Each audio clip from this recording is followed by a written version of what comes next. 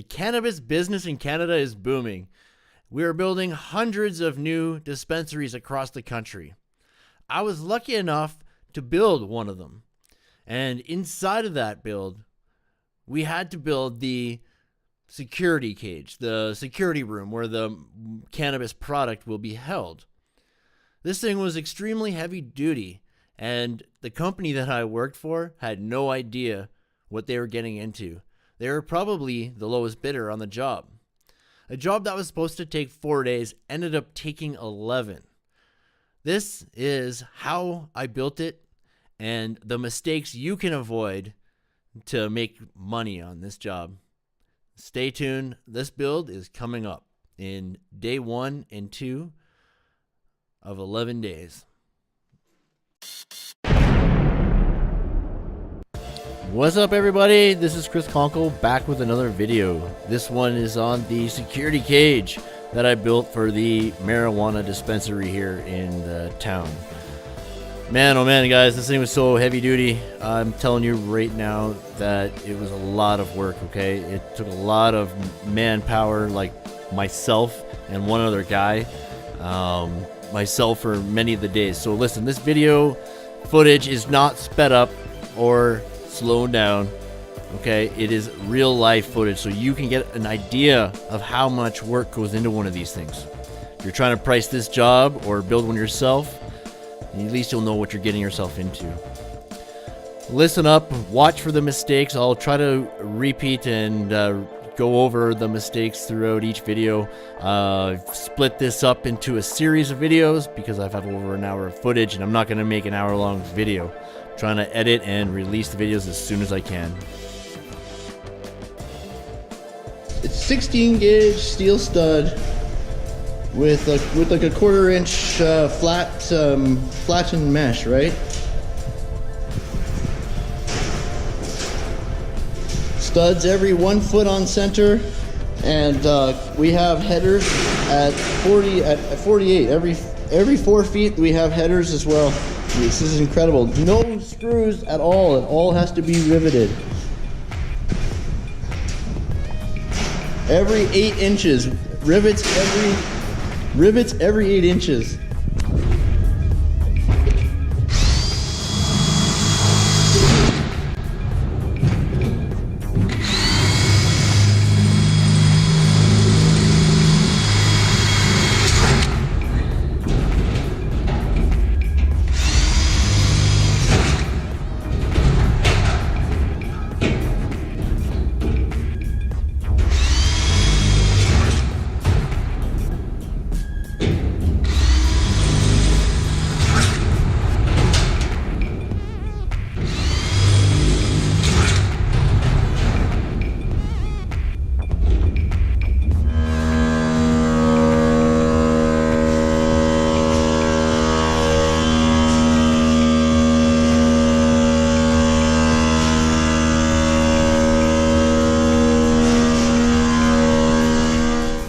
Alright, well, we're building this wall on the floor because we have to stand it up to the existing demising wall already that is dividing the two retail, like the CR units from one another.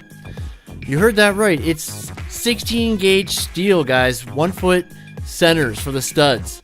We have to pre-drill and rivets, 5/16 steel rivets in every single hole, right? That's over 4,000 rivets, 4,000 holes drilled. First mistake, get a 10-gallon compressor if you're going pneumatic.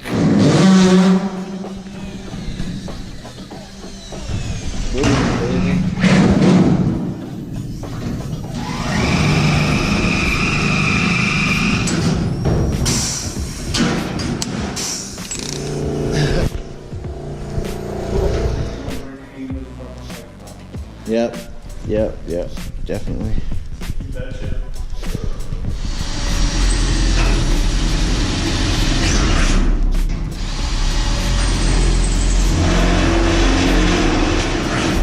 Headers every 4 and 8 feet. This is 16 gauge steel. We're drilling into double layer 16 gauge steel right now. That's why I didn't want to speed up the video or slow it down. I want you guys to get a grip on how much work really goes into this.